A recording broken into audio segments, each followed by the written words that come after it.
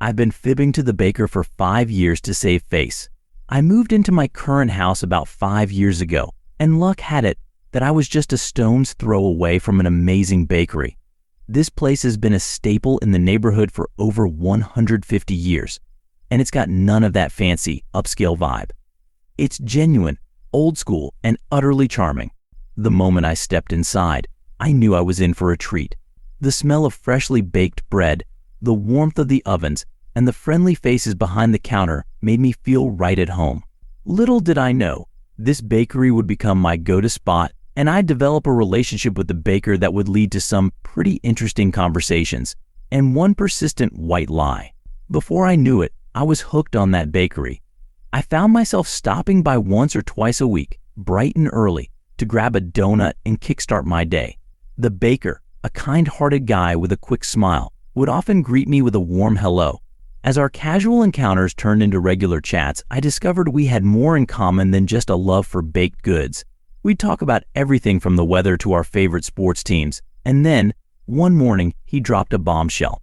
"You know, I think our families go way back," he said, his eyes sparkling with curiosity.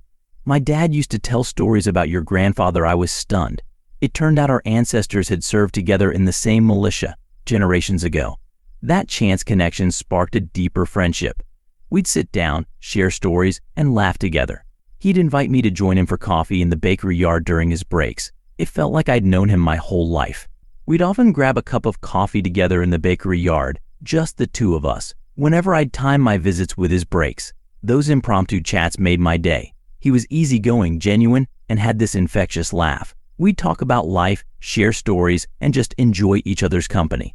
As our friendship grew, so did my donut habit. I started buying 2 or 3 at a time. They were just that good. And if I was feeling particularly lazy, I'd grab a few extra for lunch.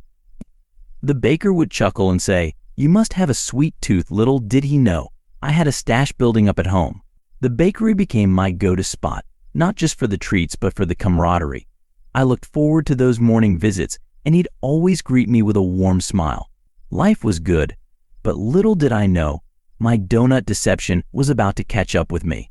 Whenever I'd buy 2 donuts, I'd casually mention that the extra one was for my girlfriend. It was an innocent white lie, or so I thought. I didn't want to admit that I was regularly devouring 2 donuts a day. It sounded gluttonous, even to myself. "She loves the chocolate frosting," I'd say with a grin. Or, "She's been craving the strawberry sprinkles." The baker would nod knowingly, and we'd move on to other topics. I didn't think much of it, figuring it was harmless. But as time passed, those small fibs started to add up. The baker would ask about my girlfriend's preferences or how she was doing. I'd scramble to remember the details, creating this fictional character in my head.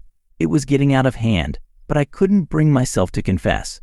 Now, after all these months of casual deception, the baker dropped a bombshell. "Hey, I'd love to meet your girlfriend. She sounds like a great person. Why don't you bring her by the bakery sometime?" My heart sank. I stood there, frozen, donut in hand, as my mind raced. The lies, the fabricated stories, the non-existent girlfriend, it all came crashing down. I couldn't keep up the charade anymore. I took a deep breath, bracing myself for the inevitable. "Ah, well, I need to tell you something," I said, my voice sheepish. "I don't actually have a girlfriend." The baker's expression changed from excitement to surprise, then to amusement. "I knew it," he chuckled. I was wondering how one person could have so many different preferences. We both burst out laughing, relieving the tension. As we shared a hearty laugh, I realized that sometimes honesty is the best policy, especially when it comes to donuts. From now on, I vowed to keep my stories and my donut habits truthfully intact.